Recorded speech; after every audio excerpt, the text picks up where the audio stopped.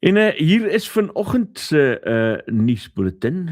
Die African National Congress het die burgemeester van die Madibeng munisipaliteit in Noordwes, Douglas Maimane, uit sy pos herroep. Fikile Mbalula, sekretaris-generaal van die party, die besluit geneem omdat die party glo nie die gedrag sal duld waar kaders hulle eie belange bo die van die gemeenskap stel nie. Maimane het vroeër ontken dat hy met opposisiepartye saamgewerk het om die party te ondermyn. Ons beweeg na die Hof in Kaapstad waar 'n 17-jarige jong man tot 25 jaar effektiewe tronkstraf gefonnis is vir die moord op en verkrachting van Valerie Enzer, 79 op die plaas Doringkloof buite van Wyksdorp. Die misdade is op 14 Julie verlede jaar gepleeg waarna hy verskeie items gesteel het. Die hof het bevind dat die brutaliteit van die dade ondanks sy ouderdom 'n lang vonnis regverdig. In die Weskaap is addisionele polisiebeamptes na Mossel Baai ontplooi na aanleiding van xenofobiese geweld waarin 2 Mosambiekse burgers die naweek dood is. Terselfdertyd word meer as 500 buitelanders in die Oeverstrand gebied in 'n gemeenskapssale gehuisves weens intimidasie. Die provinsiale polisiekommissaris luitenant-generaal Thembisile Patikeli het die Kwanonkaba gebied besoek waar talle wonings afgebrand is. 'n 55-jarige sakeman van Summer Greens in Kaapstad wat verlede week tydens 'n gewapende roof ontvoer is gisteraand in Saldanha gered. Die Weskaapse, dis nie gisteraand, die maandag aand, ekskuus tog julle. Die Weskaapse teenontvoeringstaakspan het op 2 huise toegeslaan en 9 verdagtes tussen 20 en 50 jaar oud in hegtenis geneem. Die slagoffer is na 'n mediese instelling geneem vir behandeling nadat hy tekens van marteling getoon het. Die Departement van Korrektiewe Dienste berei voor om op 1 Julie beheer oor die Mangaung Korrektiewe Sentrum by G4S oor te neem. Minister Pieter Groenewald en nasionale kommissaris Magothi Samuel Tobagali het die parlementêre portefeuljekomitee ingelig dat hulle slaggereed is ten spyte van kommer oor die departement se gereedheid. Die kontrak vir die sentrum waaruit Thabo Bester in 2000 dit is die verkeerde datum, waaruit Thabo Bester ontsnap het verstryk op 30 Junie. In Mossel Baai het 'n vreemde wolkformasie op 27 Mei inwoners laat wonder of dit 'n vleiende voorwerp was. Kevin Ray, weervoorspeller by die Suid-Afrikaanse Weerdiens, verduidelik egter dat 'n vinnig bewegende vliegtuig 'n gat in 'n dun laag altocumulus wolke veroorsaak het. Dit het atmosferiese gravitasiegolwe tot gevolg gehad wat die gat laat vergroot het en ek gaan nou vir julle 'n prentjie daarvan wys vir die wat dit nog nie gesien het nie. Statistiek in Suid-Afrika het onthul dat meer as 1,1 miljoen skoolkinders in 2024 en 2024 geweld by die skool ervaar het. Dit is kommerwekkend dat onderwysers meer dikwels as medeleerlinge as die oortreders geïdentifiseer is. Meer as 150.000 leerlinge het fisieke geweld deur onderwysers aangemeld wat vrae laat ontstaan oor die veiligheid van kinders in ons skole. Skole in die Eden en Sentraal Karoo distrikte sal vandag en donderdag gesluit wees weens 'n vlak 8 waarskuwing vir swaar reën. Die onderwys LER David Meinier het gesê die besluite is in belang van veiligheid geneem. Die Suid-Afrikaanse Weerdiens voorsien wydverspreide koue, nat en winderige toestande as ook moontlike sneeuval in die hoërliggende gebiede. Betogings teen onwettige immigrante het na Gauteng en KwaZulu-Natal versprei. Inwoners in Ekurhuleni en Ladysmith het Dinsdag opgeruk en geëis dat alle onwettige persone in Suid-Afrika teen 30 Junie die land verlaat. Die betogers beweer dat onwettige immigrasie bydra tot werkloosheid en dwelmmisbruik in hul gemeenskappe. Hier is 'n stukkie internasionale nuus met 'n Suid-Afrikaanse geurtjie. Tata Steel in Nederland het Donald Pauls, 'n Suid-Afrikaans-gebore omgewingsbewuste, na slegs 1 dag as hoof van volhoubaarheid afgedank. Dit het aan die lig gekom dat hy in die vroeë jare 90 'n leier van die Afrikaner Studentefront was. Dit was 'n regse groep wat politieke byeenkomste probeer ontwrig het. Pauls het intussen sy verlede as afskuwelik beskryf.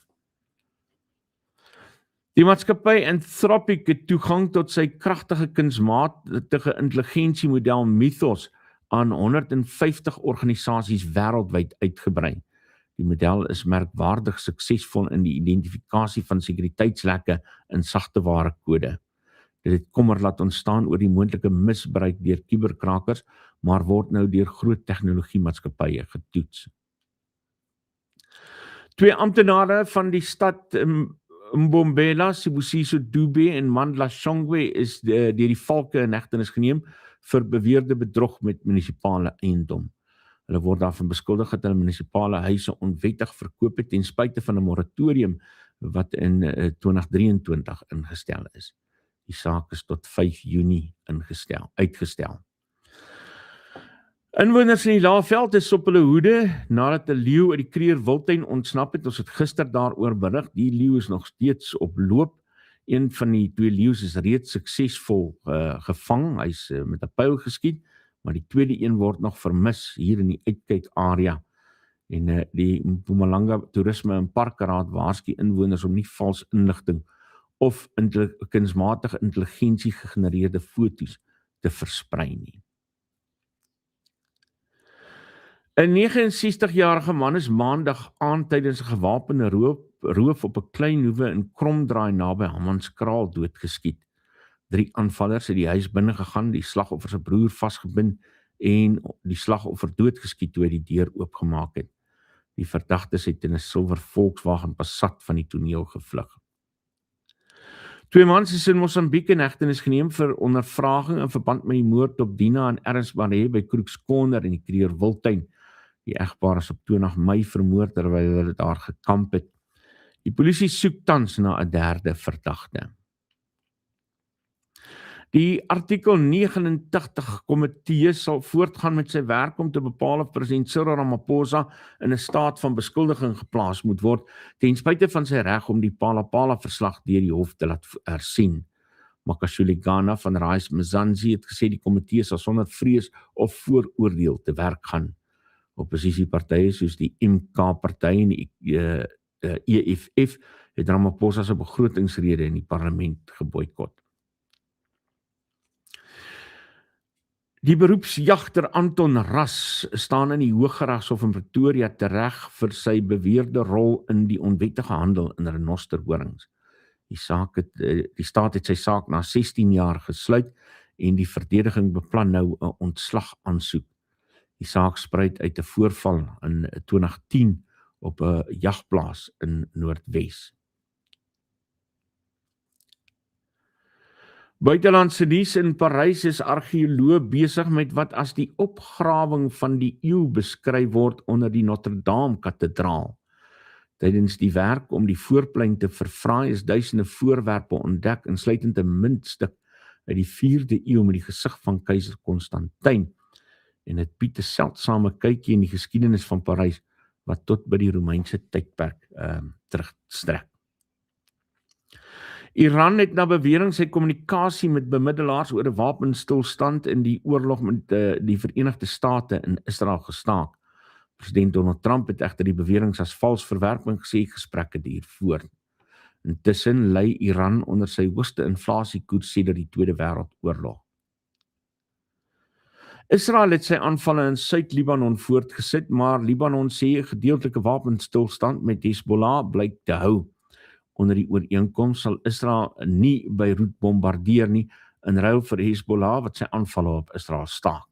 Die situasie bly egter uiters gespanne. Kanada het formeel versoek dat die Noord-Amerikaanse vryhandelsverdrag vir nog 16 jaar hernu word. Handelsminister Dominique LeBlanc voer aan dat die ooreenkoms voordelig is vir Kanada, die Verenigde State en Mexico. 'n Verkiesingswaarnemingssending van die Europese Unie het gerugte van bedrog in Colombia se onlangse presidensiële verkiesing verwerp. Hulle het die verkiesing as deursigtig en ordelik bestempel, ten spyte van beweringe deur die uittredende president Gustavo Petro. Die tweede ronde van die verkiesing vind op 21 Junie plaas. Die Wêreldmeteorologiese Organisasie het gewaarsku dat die El Niño weerpatroon in die komende maande tot ekstreme weerstoestande sal lei. Daar is 'n 90% kans dat dit teen November ten volle ontwikkel sal wees en dit kan droogtes in dele van Asië en Australië veroorsaak en verhoogde reënval in dele van Suid-Amerika en die Verenigde State. Ethiopië het groot sukses behaal met die bekendstelling van 100 elektriese busse in Addis Ababa. Dit volg op die land se verbod op die invoer van petrol en dieselvoertuie in 2024. Die inisiatief is deel van die land se fokus op groen ontwikkeling en die vermindering van lugbesoedeling. Kambodja het 'n proses by die Verenigde Nasies begin om 'n maritieme dispuut met Thailand in die Golf van Thailand op te los. Die gebied bevat energiebronne wat na raming $300 miljard werd is. Die twee lande het al voorheen grenskonflikte gehad en hoop nou op 'n regverdige en blywende skikking deur internasionale bemiddeling. En hier's 'n lekker storie. In die Tsjechiese Republiek is 5 bottels Chateau de Koum. Ek hoop ek spreek dit reg uit. Chateau de Koum wyn uit die 19de eeu gerestoreer nadat dit dekades lank onder die vloerplanke van die Bekoff kasteel versteek was. Die wyn is in die 80er jare ontdek en is vandag van onskatbare geskiedkundige waarde.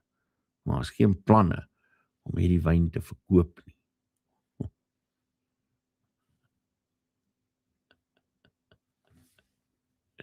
Ja, ten slotte, 'n Australiese ontwerper het sosiale media aan die gons met 'n reeks onderklere waarop regte opgestopte rotte vasgewerk is. Die items, bekend as lingerie,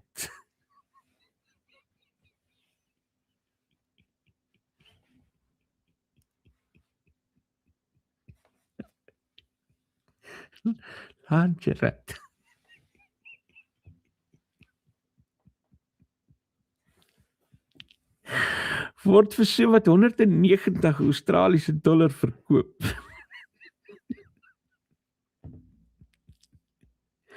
Die ontwerper dring daarop aan dat die rotte eties verkry is, maar die produkte lok gemengde reaksies van skok tot nuuskierigheid. En nou lag ek want ek is terug by The Stryd of Our Muis.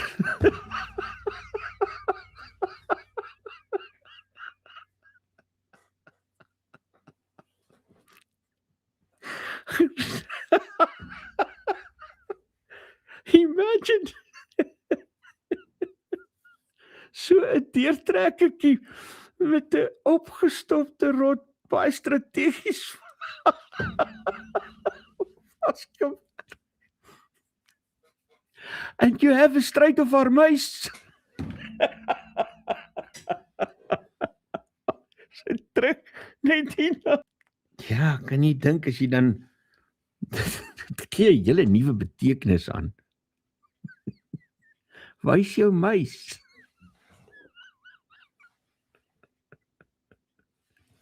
En ten laaste,